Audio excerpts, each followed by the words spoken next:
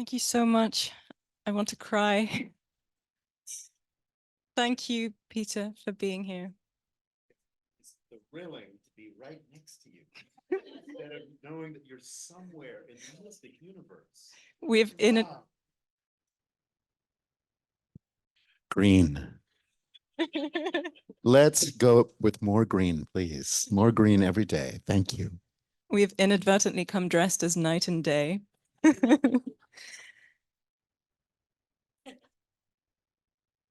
About a year ago, the wonderful people who organized this program said, if you could have a conversation at the library with anyone, who would it be?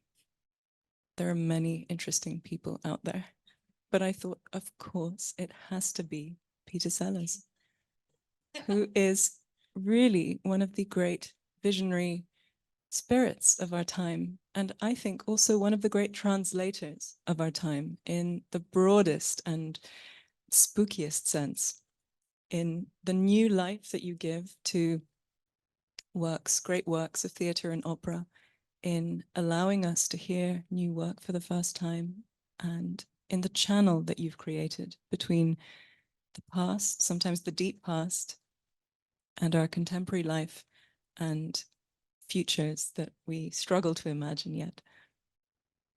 This was the dream. I thought it's never going to happen, so we may as well ask. We asked, and almost immediately a response came back from Peter. I think so, yes. Saying, how about January 2024? Which was almost inconceivable at the time. So here we are. This is a long-awaited and deep, deep, deep pleasure. And it's thrilling to meet you now in Paris as you prepare to present new work. A new production of an opera which was first performed in 1833, an opera of Bellini's called Beatrice di Tenda, which I think very few of us have ever heard. It's almost never staged, but I understand that you have wanted to stage it for some time. Could you begin by telling us what this opera is and what draws you to it? I'll just begin with I'm drawn to you, Yasmine. It's just unbelievable to find the karmic convergence of being together tonight. Thank you. Thank you. And just to say, Beatrice di Tenda of Bellini is a very special, strange work. I think 25 years ago, I was really searching for operas that were focused on questions of justice. And there are some, but this one was really unusual.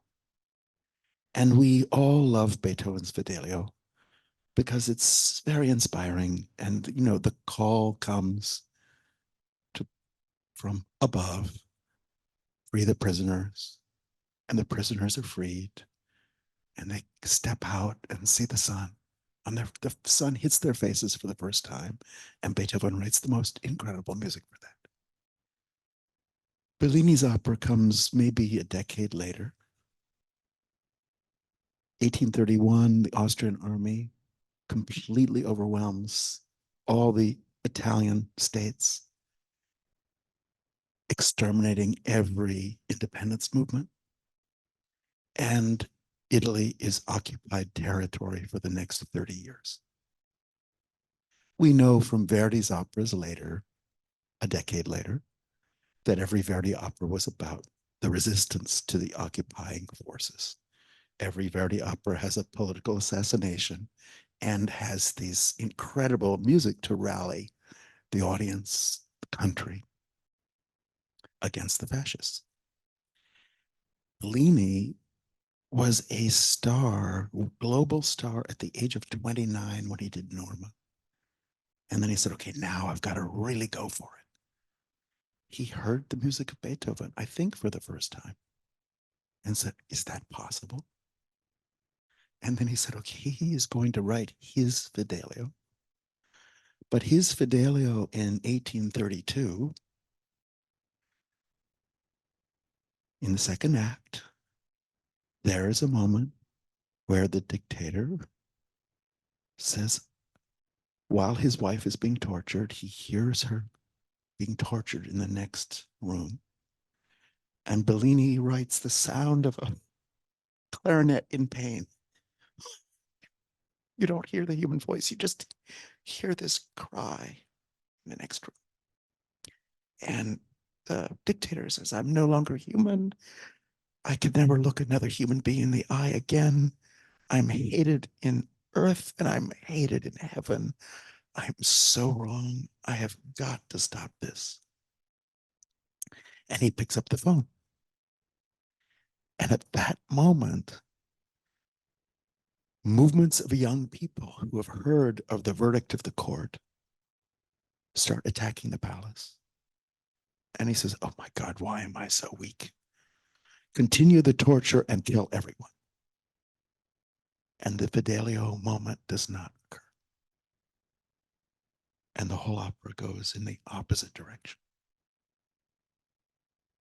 And ends with Beatrice's execution, which she, emerging from the torture chamber where they've smashed her hands, they've gouged her eyes out, and she can no longer walk. She runs her own execution. She tells the guards, I'm ready, come over here. Raise your guns. She starts singing to them. They shoot. She drops to the ground and the opera ends. It is so shocking. And, but not before, there are these incredible passages of music of forgiveness and mercy. So before she dies, the people who betrayed her come and apologize. And she's not very impressed. And then Bellini has this one phrase. She said, well, I will, of course, her boyfriend, which is a more complicated question, who's a young man who, shall we say, she supported his youth after school program a lot. And they had to meet late at night in her office to go over the budgets and help with fundraising. And, her husband is accusing her of having this affair. In fact, she is in love with this young man. And it's the only human moment she's allowing herself in her whole life. And of course, for that moment, she will be prosecuted and tortured. He dies just as she's about to be executed. And he dies. She's really unimpressed with the people who said, I'm sorry, we framed you. We apologize. And she's very unimpressed. And then she hears this young man dying in another part of the castle. And he just says, forgive everyone. It becomes a trio sung by him in the distance, his last words. Her learning how to forgive and the person she has to forgive. And then she has this final, she says, okay, I forgive you. And Bellini makes her sing this one phrase, I forgive you, for 3 pages with the most torturous vocal extremes, because forgiveness is really hard. You can say, okay, let's do it. But actually to take that poison from your heart is really hard. And she says, I don't want to die with anger in my heart. So she sings over and over again, laboriously. Yes, I forgive you, I forgive you, I forgive you, I forgive you. She's just struggling. And anyway, it's an opera like no other opera. Of course, it's not part of the repertory because Bellini went very far in a direction no one wanted to follow. And the premiere was a disaster. His librettist, Romani, who's a real writer, he wrote the best libretti for Donizetti and for everybody else at the time, but he wrote Bellini's great works. But he had 10 other jobs. So Bellini actually called the Milan Police Department to go pick up Mr. Romani and force him to come to write this libretto. This did not create the best working environment. The two men, Nothing like a deadline. the two men were not on speaking terms. And Mr. Romani, for the opening night, wrote an open letter in the newspaper to the audience and everyone else, apologizing for how poor this libretto is because of the horrible conditions. And it's not his responsibility that this is a turkey. Of course, the press took that, the audience took that. The opening was a catastrophe. Bellini was not the kind of person who was really good with confrontation. And so he just left immediately to come here to Paris to do I Puritani. The good thing is that he was no longer on speaking terms with Romani, so he had to find a new librettist. And in some gentleman's club in Paris, he found somebody who'd never written a libretto in his life, and who was apparently a poet, but whatever. And Bellini, to this fact, we owe the fact that Bellini had to write letters to this guy saying what an opera is. And so this incredible letter to this clueless librettist for I Puritani, Bellini just says what he never said up front. He says opera is about two things. The audience has to be terrified, absolutely terrified. And they have to cry and cry and cry. That's what opera is. So you don't really get many composers just putting that out there. But Bellini just said, that's what we're doing. And then he was dead 6 months later at the age of 33, which neither he nor anyone else expected. And he's one of these people taken from the earth suddenly, very quickly. And so this piece remains a kind of strange testament that he never looked at again. The last scene is clearly unfinished. Sometimes the chords are so bad, the committee took over composing. That can't be Bellini who wrote this bad, crappy chord. So it's one of those mysterious texts which are so haunting, the unfinished ones, the fragments, the things that are only open to possibility because you don't know what it might have been if the two men were still on speaking terms and went and looked at it again after the opening night.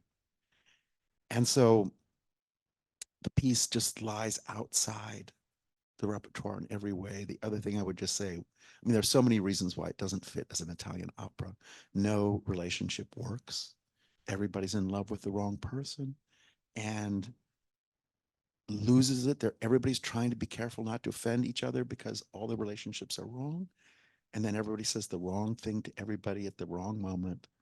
And then it bursts into flames. And all these relationships are relationships of ongoing hatred, resentment, hurt that started in love. And so it's like Bellini knew the current divorce rate in the world.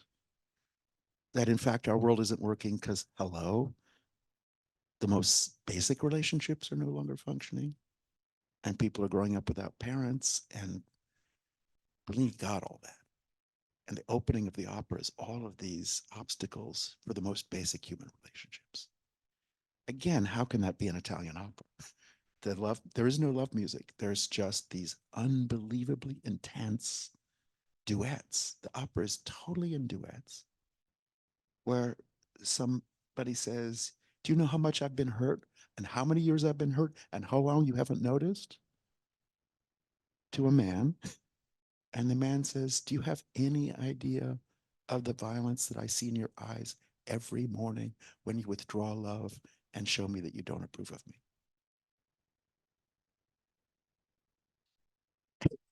And so, but hello, 1832. They're going into human relationships with this kind of depth and specificity. And so the piece, of course, doesn't fit the formula of Italian opera. And that most Italian opera in that is quite a formulaic situation.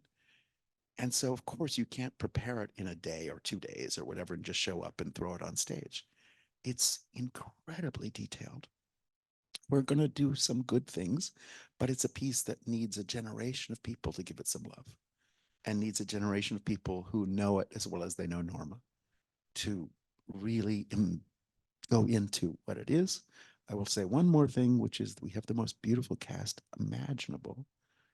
The incredible Tamara Wilson, who has, if any of you are fans of Dawn Upshaw, she has Dawn Upshaw's incredible ethics that you hear in the voice. You hear this voice comes from someone with deep ethical systems. And then all the men are played by incredible Pacific Islanders. The Patti brothers, Penny Patti, the most beautiful tenor on earth, and Queen Kelsey. And so the sound of the men's voices is Samoan, is Hawaiian, is this deep, warm sound, this sound of kindness that's inside the voice. And normally you hear all the male characters barking and being nasty all night. And instead, we're doing the opera as people in love. But the love is not working out. And so when that painful music is sung through love, it has another quality. And Pene Patti and Queen Kelsey sing the most painful music in the world with so much love in their heart and so much depth and warmth in their voices that, yes, you just cry and cry. It's really, really moving. So anyway, that's a little bit of what we're doing right now. It opens on February 9th. I believe there are still tickets available. But come later on, because we're going to be working every day. The idea of a woman with deep ethics in her voice is so powerful and reminds me so powerfully of The 1001 Nights, which I've been thinking with for a number of years now, which is also the story of a woman who marries, who finds herself married to a jealous, tyrannical king, and who tries to walk him away from that ledge and talk him out of it. And it's the story of a man who experiences a complicated emotion and commits mass murder in response. And 1001 Nights is the story that begins after 1,000 Beatrices have happened. This king has killed all the women of the kingdom until finally one woman comes up with a plan to stop the massacre. And this idea of a work that's entirely composed of duets means that it's all about listening to each other. And the Nights is a whole book about how to listen. How do we listen to each other deeply enough that we are changed by what we hear and that we can change our behavior? I spent the whole afternoon listening to Beatrice.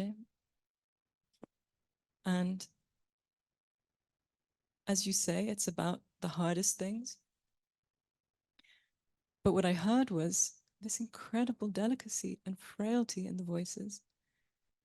And it seems to me that that frailty is a theme that runs all the way through your work. And also this question of how we live together, how we can live with each other despite it all. I wanted to ask you something about this togetherness that opera necessarily involves. I think you said that opera of all the art forms is the least about you and the most about who else is present. One of the things I love about translation is that you can let other people in. I was teaching a class on translation to writers, and all the students were very fixated on finding their voice and what it was they had to say. And it was such a relief to realize that they could relax, they could be a vessel, and there are other voices that could pass through them. It strikes me that your approach to opera is similarly about escaping the self or transcending the self or letting other voices speak through you. And it's an approach that I think is deeply spiritual, but also deeply political, because it's about recognizing our responsibilities towards each other and our entanglement.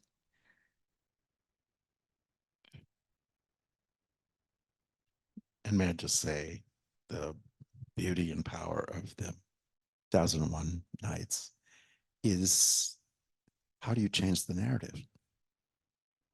Because we keep repeating these same narratives.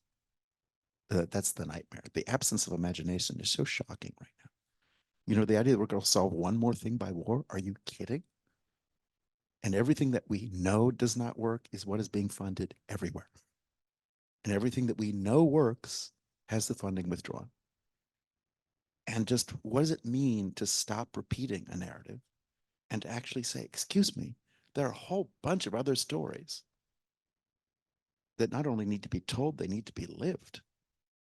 And so, hello, let's put some other stories in people's imaginations, and let's put some other possibilities in people's hearts. And so that, and the translation thing is also just, yes, getting out of your own universe and realizing, hello, try entering another universe and see what happens. And try shifting your voice to realize that you're not speaking on behalf of yourself. Try and listen to your ancestors speaking through you. Try to listen to other people speaking through you and hear that you have many voices and that your voice is not monochromatic and it's not singular. All of our voices are multiple. And so realize how many voices are flowing through you and realize that you're not trapped, because most people are just trapped every day in an identity that they're tired of also, but they have no idea how to escape it. And so one of the reasons why theater was invented is go ahead and be somebody else. Go ahead and try it. Go ahead and just get out of your dumb self and let someone else inhabit your body. Because guess what? A lot of people actually do inhabit your body. You have so many selves. Go ahead and meet them. And so theater was invented as a way to let us out of the trap of a single identity that we have to claim and live and die by. And also, you know, as Amin Malouf's beautiful book, Les Identités Meurtrières, that if you have a single identity, that is already an act of murder. You're murdering your other selves. But also, if you're only Jewish and that person is only Palestinian, then you have to kill each other, if that's your only identity. In fact, that's not your only identity. We have all these identities. Could we start to claim a richer series of identities for ourselves and for the people who we think are our enemies? And begin to open up all the stories that are moving through us and between us and from us, and get out of the single narrative that keeps being repeated murderously. Thank you. I'd love to ask you more concretely about these other universes. You've traveled in a very deep sense away from the Western traditions of theater making. You've studied kabuki and Noh in Japan. You've thought about all kinds of traditions and techniques, not just of art making. You've thought about Indian agriculture and how it might help us make art differently. You've thought very deeply about Buddhism.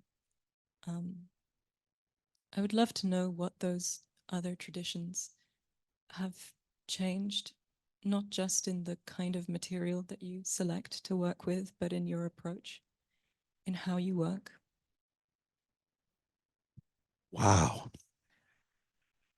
Well, I would just say one of the beautiful things about my life is that I have lots of, I try to spend as little time as possible staging shows and as much time as I can living in different parts of the world, being part of other situations and places where I'm not at home and places where I have to learn a lot every day on a very steep learning curve. And you're not just being served. And for me, one of the beautiful things about my life and my work is I'm able not to be a tourist. But in most places, I'm invited to come contribute something. So I'm not taking from the local economy. I'm actually becoming part of it. And I can contribute some very specific things. Sometimes they're obvious. Sometimes you only learn across years. But you're with people in really rich and complicated situations. And that's such a gift and such a privilege. And so I have a lot of friendships, and you learn from people in very difficult situations about grace, about resilience, about quiet ways to care, and about ways to be active when it looks like everything's lost. And there are a lot of places in the world where day-to-day life is impossible, and you can't believe mothers all over Congo somehow feed their children tonight. When you see how hard it is to get the simplest thing or grow the simplest thing. So those things make you humble. You just begin to realize, okay, start with basic humility. And then what do you have to offer? Try and ask yourself. And in my line of work, there are just 3 words. Yeah. Whether I'm working at the Paris Opera or anywhere else, will this help? And if you can help, go ahead and help. And if you can't help, get out of the way. And just shut up if you have nothing to say and listen. And if what you were about to say was really stupid, really please shut up. Because no one needs you to say something right now until you actually know more deeply what this is. So that kind of school has, is really important and beautiful. And at the same time, you realize taking responsibility. Since you mentioned Buddhism, I'll just mention one thing from the Diamond Sutra, which is really a great thing to live with every day. But the last section of the Diamond Sutra starts with the description of 6 Buddha eyes. And I just want to mention 3 of them. But it's a really helpful way to realize what you're seeing and how you're seeing. But the first Buddha eye is like the human eye. It sees everything we can see, which is, if I may say, already a miracle. You see color, you see light, there's so many things you see. And if you actually realize how beautiful sight is and how thrilling it is that we see and what we see, it's unbelievable gift. The second Buddha eye has 3 qualities. It can see in darkness. Human eye needs light to see. What does it mean to be able to see in darkness, to see the dark parts of yourself, to see everything that is being hidden, to be able to see clearly in darkness and in dark times? The next property of the second eye is that it can see near and far equally. So we cannot see at a great distance, and we don't have eyes that, like microscope, can see unbelievable detail. The Buddha eye sees near and far as equal. And in this age of capitalism, just the fact that, as I tell my students, your underwear is made by kids in Bangladesh or in a factory in Honduras, where people are surrounded with armed guards and are paid nothing. And that's touching your body right now. So near and far are the same. And what we're actually touching and what we're eating, everything we do is based on something that's happening far away.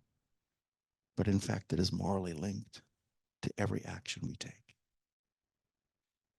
And so you're supporting that system in Bangladesh with your underwear choice. And the strawberry you eat was picked by a worker in California who was deported and who was sprayed with stuff so they're having a miscarriage. That's in your strawberry. So that has karma. And so all of our choices have this karma from near and far. And the same thing is, there are people in your own family who you do not speak to. They're the closest people in the world to you, and they're the farthest. So this near and far, this starting to really see what near and far are, and that they're the same. Everything far is really near. Everything near is really.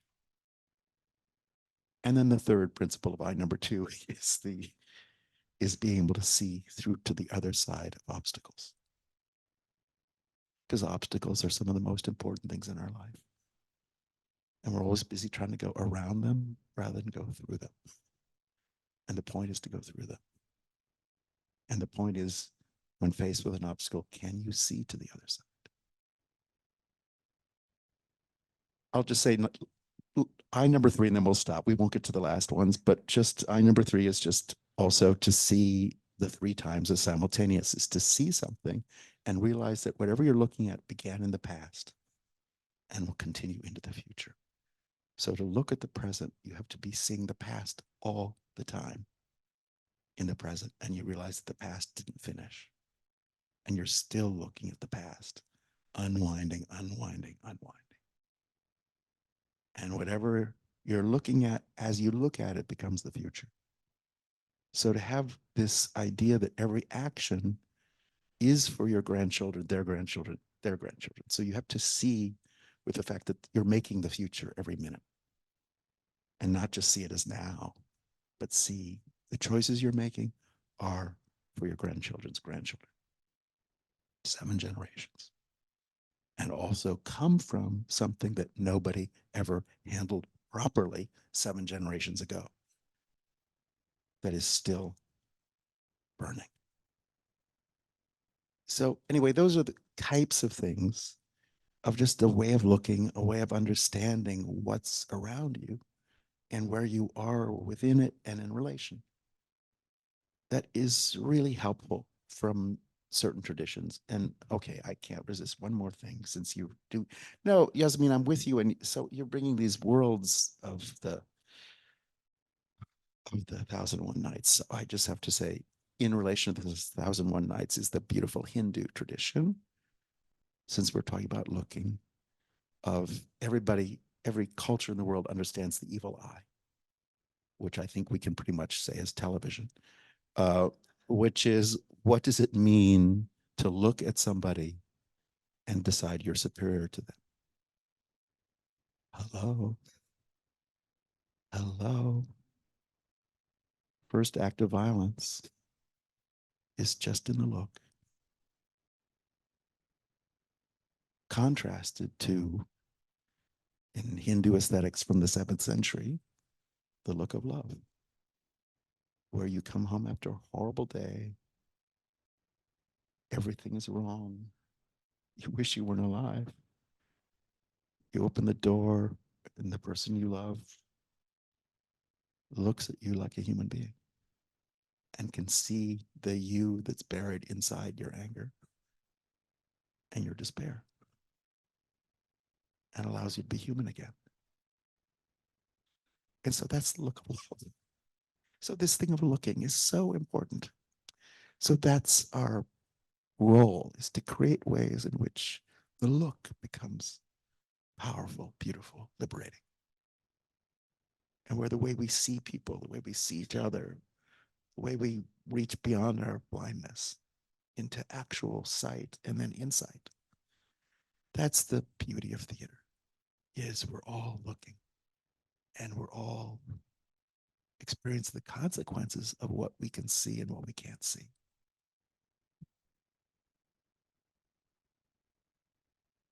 I'm so struck by this idea of looking into the past and seeing near and far equally, that kind of gaze. And to hear that idea expressed in that sutra really helps me think about the range of your work and how there seems to be no distinction, whether you're staging something that was written in the 16th century or something that was written now and that has never been heard. You treat it equally. as a contemporary event, as something that is activated by the act of looking and being heard.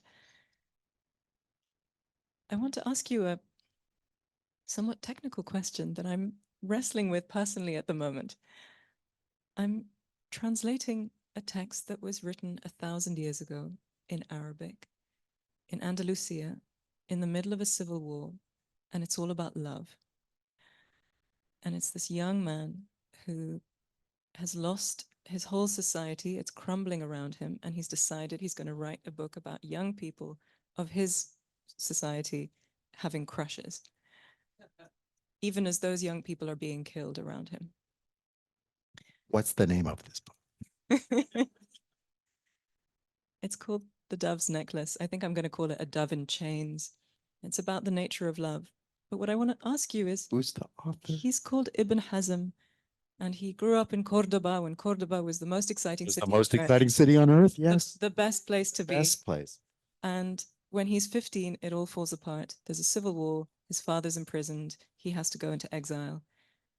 And so he writes this book, which is about the nature of love, but it's also about this paradise that he's losing.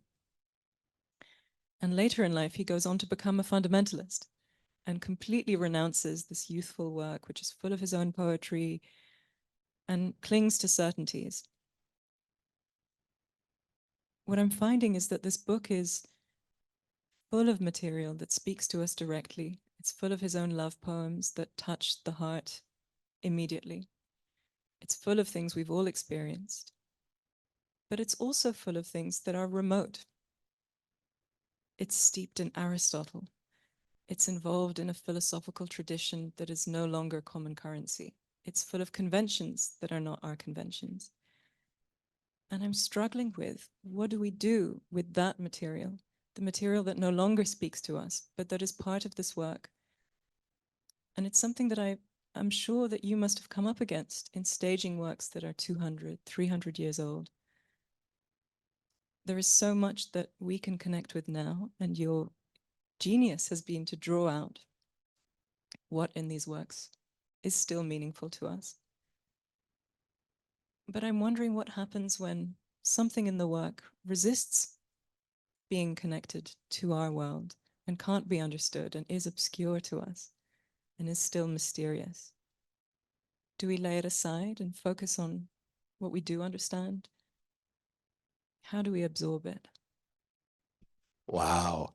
You know, I mean, I have several approaches because this comes up all the time. And for one thing, I think one of the reasons critics sometimes have a lot of difficulty with my work is I leave the stuff that doesn't fit in, whereas most people trim it away. So this illusion is created of unity. Everybody's obsessed with unity when in fact, it would be better to get more expert in disunity and become more expert in contradiction, because contradiction is actually the heart of life. Because even things that are unified are actually turn out, when you inspect them, to be quite contradictory. So living in and with contradiction is a serious life skill. So for me, foregrounding that material rather than backgrounding it is a really important act. And to insist that, no, this is weirdly complexified. And the cherry picking that we all want to do in life, sorry. You know, it doesn't come packaged that way. And the bitter is with the sweet. And then your taste sharpens. And that bitter is also a really important part of life.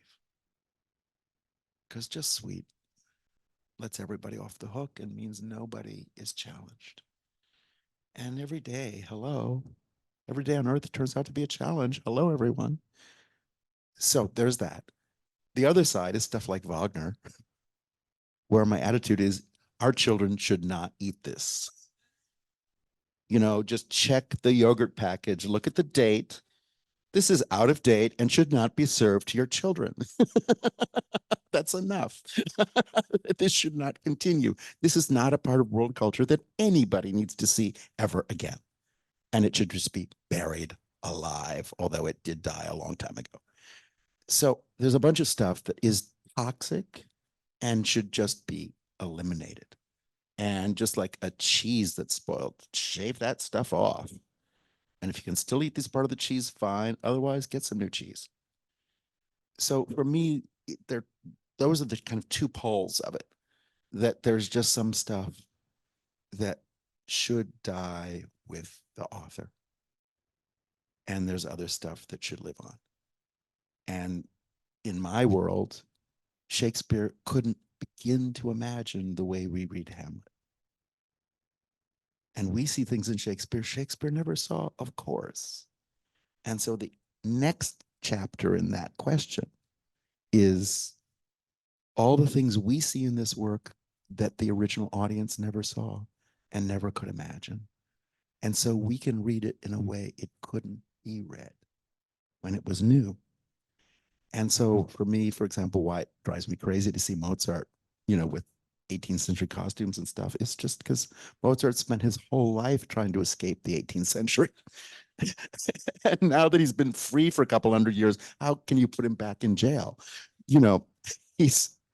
Most authors are reaching beyond the world they're writing in. And so to constantly put them back in that world is not a service, because Bach was writing most of his music for people who had not yet been born, and for an audience of the future. So for me, you're always in these really deep questions with those things.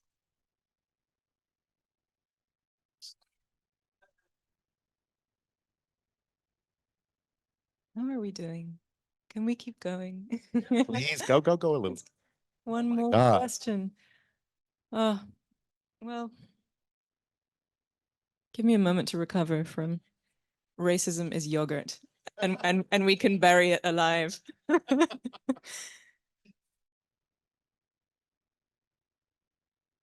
Well, perhaps in the spirit of being a vessel and letting other voices pass through us, I could put to you a question that I received last night from our friend Paul Holdengraber, who I believe is listening somewhere on the other side of this planet. I asked Paul if he had a question for you.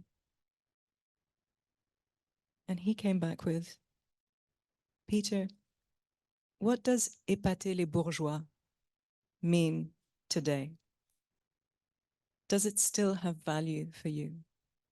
And if so, how? Well, épater is a verb I don't use that much. I would just say the bourgeoisification of so many things is to be resisted. That is to say, for example, that love is just a bourgeois story, rather than love has all these other dimensions. The reductionism to what you can buy and what's for sale. And the bourgeois element, at least for me, is I try and make work that's about things that are not for sale. And in most of the world right now, everything is for sale. People are for sale. As you know, you can, in Mali, buy a 20-year-old for 25 euros. People are for sale everywhere, and people are selling themselves. And when we're in a period of controversy and violence, everybody's quick to agree or not agree based on a whole bunch of considerations about their advantage. And I think, can we get out of those money relationships with each other, and that our ethics are tied to money instead of tied to other questions? And can we make an example of people's lives who are not for sale and people who do not let themselves be sold? and people whose values do not involve money. So a lot of the work for me is this question of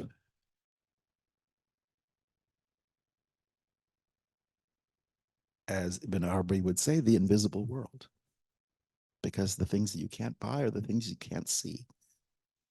And right now we're so obsessed with what we can see because we can buy it and sell it and offer it. But the most important thing in your life is not material. And we're in a culture that is so focused on materialism. And the only actual question in your life is, how much did your grandmother love you? There's no quantity. There's no number. Actually, the most important things in your life have no numbers attached to them. And that's who you are. Is all those things that cannot be numbered, that cannot be discussed scientifically. Non-scientific knowledge, it cannot be quantified. And it takes you into the Buddhist great immeasurables. Compassion, generosity, courage, love.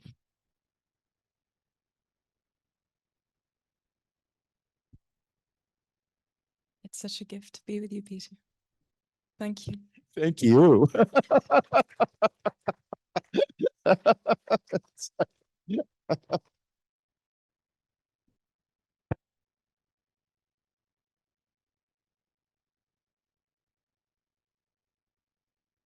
Thank you both so much for this conversation. This was just such a privilege, such a gift to witness as well. So thank you, truly. We now have time to open it up to our in-person audience as well, and then we'll turn to our Zoom audience. We'll start with right up here. Just raise your hand high and I'll bring you the microphone. Peter, thank you so much. It's an honor to see you in person. I will ask a question about a person who you love and know, who has passed away, unfortunately, about the composer Kaija Saariaho. And actually, you mentioned about seeing things in present as they are developing from past. And could you tell us if you feel that your works with her are now the ways for the future generations to see her work in the future, because they will turn to the videos of the operas that you made with her, and maybe mention some insights that you got from her. What were her eyes like, the Buddhist eyes that you mentioned? Thank you. Kaija's eyes and ears were focused on color. Color in the deepest sense of color is something that is infinite and that keeps shifting, that is constantly alive and creates a universe of emotion. And Kaija's sound was hearing color, listening to color, moving through worlds that had color, emotion, feeling, at the edge of perception and beyond. And Kaija was always inviting you to move into realms where the colors were stirring the basis of consciousness. And I think her spectral music was very specifically about light in darkness. You know, there's a famous passage in the Bible about the light that shines in darkness from your heart. And I think of Kaija's music as light shining in darkness, coming from the human heart. And those deep colors that emerge from darkness. And the beautiful thing about Kaija is her music is not going away. It's only coming forward now. And like so many composers, we will hear so much more of her now than we heard when she was alive. And now she has entered a kind of pantheon, which is a blessing also. And what's so beautiful is the week she passed, we were all working on the piece that we premiered at the Bastille 20 years ago, Adriana Mater, that was a catastrophe. It was the lowest point in the history of the Bastille Opera. The reviews were scathing, but it was truly horrific experience. But it's one of her greatest works. And we were performing it in San Francisco. And she died the day of our first rehearsal on stage. And the response of the public was so different from 20 years ago. But also, if I may say, the musicians 20 years ago did not know how to play this music. The San Francisco Symphony, every musician had learned Kaija's music in school. And the very same score that was unplayable 20 years ago was second nature. And the first orchestra rehearsal was the day after she passed. And Esa-Pekka Salonen stood in front of the orchestra and he said, well, this is a piece written by my friend. And he couldn't continue speaking. So he just started. The orchestra played the entire piece through beautifully without stopping once. Because this generation is totally ready for this music.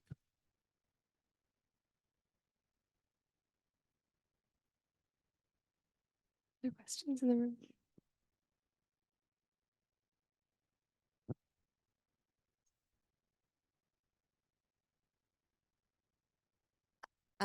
Yeah.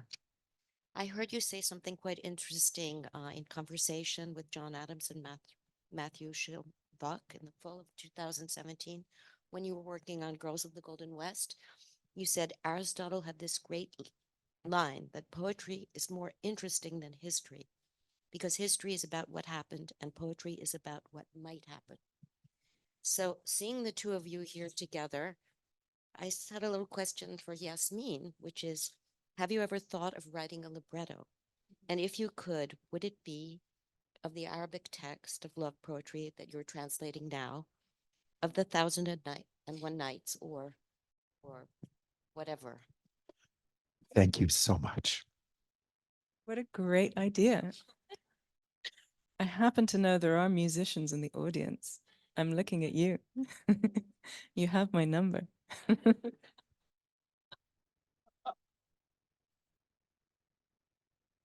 Other questions? Hello, it's such a pleasure to be here.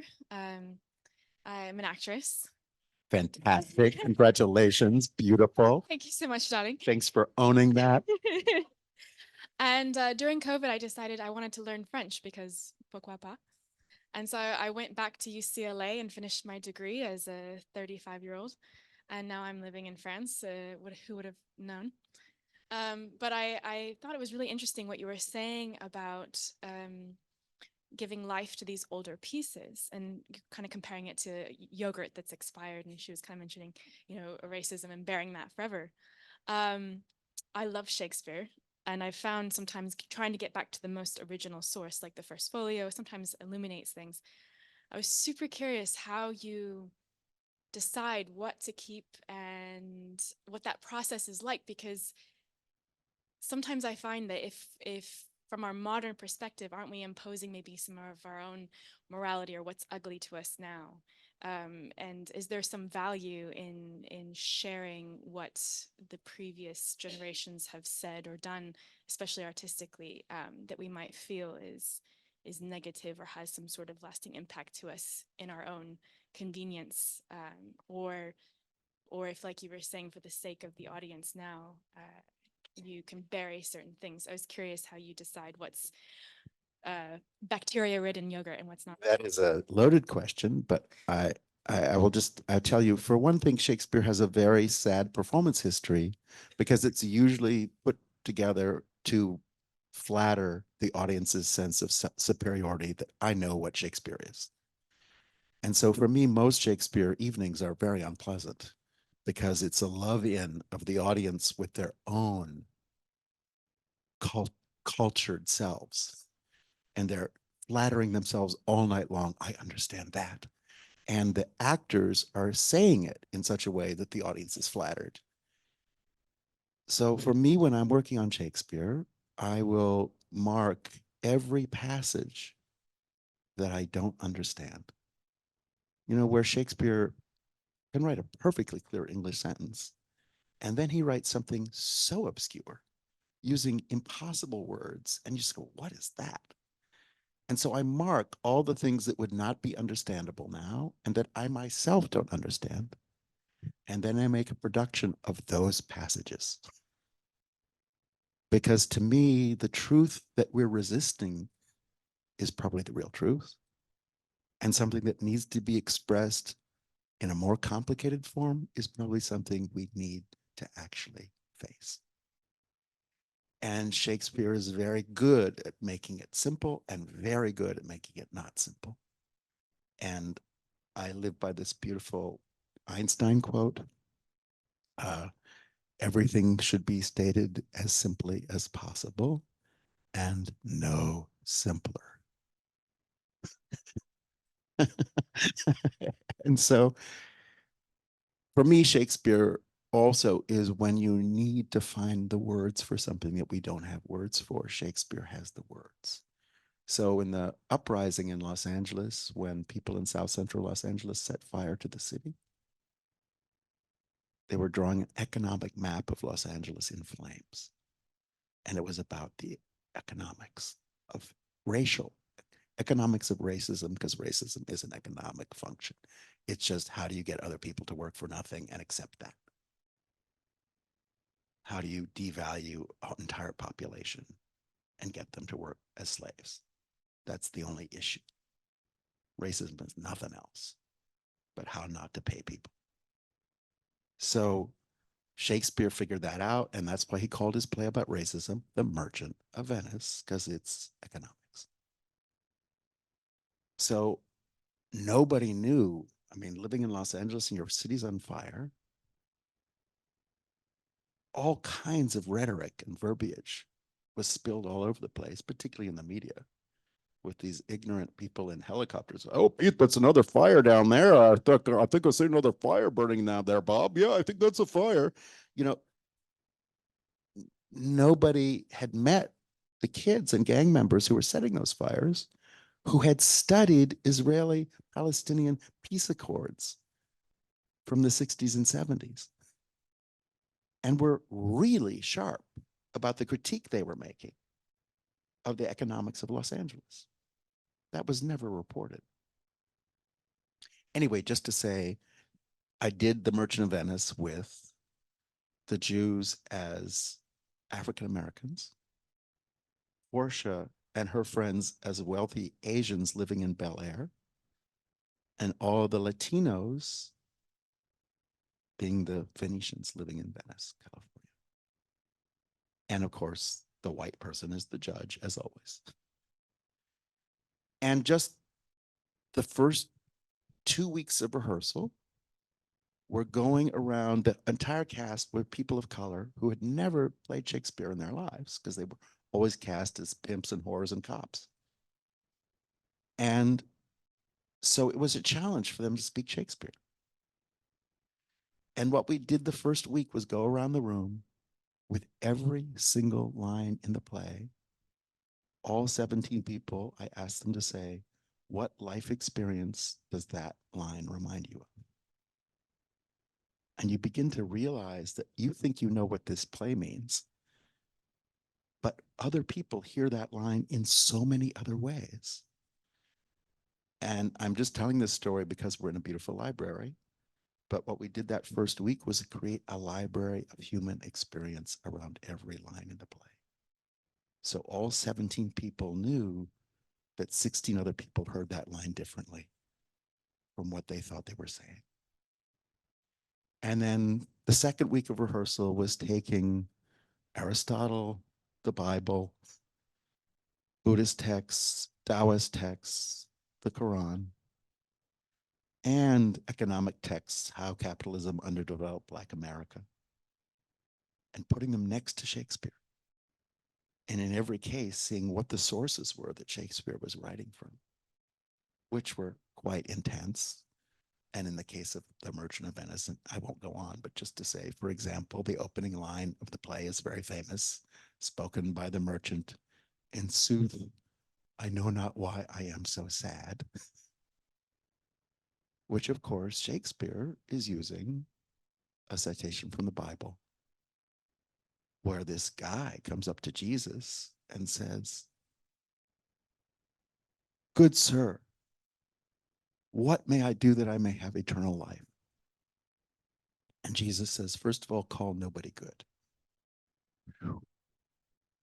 Which is why Shakespeare in The Merchant of Venice constantly has every evil character say, "Good sir, my good sir." Oh, good is the word that the evil people use all through the play. Anyway, Jesus says, hey, no problem. Sell everything you have, give it to the poor, and follow me, and you'll have eternal life. And then this is great classic, because the Bible has lots of really great one-liners. And this one-liner is, and then that young man went away sad, for he had many possessions. So Shakespeare opening The Merchant of Venice with, in sooth, I know not why I am so sad. Hello. So for me, Shakespeare invites this engagement with multiple texts, with multiple ways of thinking and listening. When you have language that rich, you don't want to reduce it, because Shakespeare is constantly bringing us into an expanding universe of meaning, of moral urgency, and of self-questioning. Can we have a final round of applause, please? We're done? No, one more.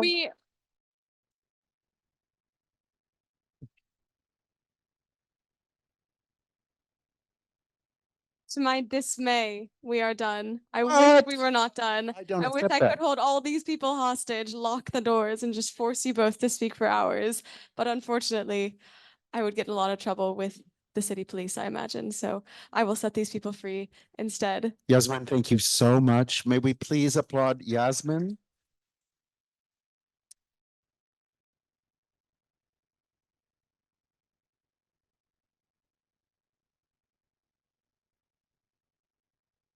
Have a beautiful night, everyone.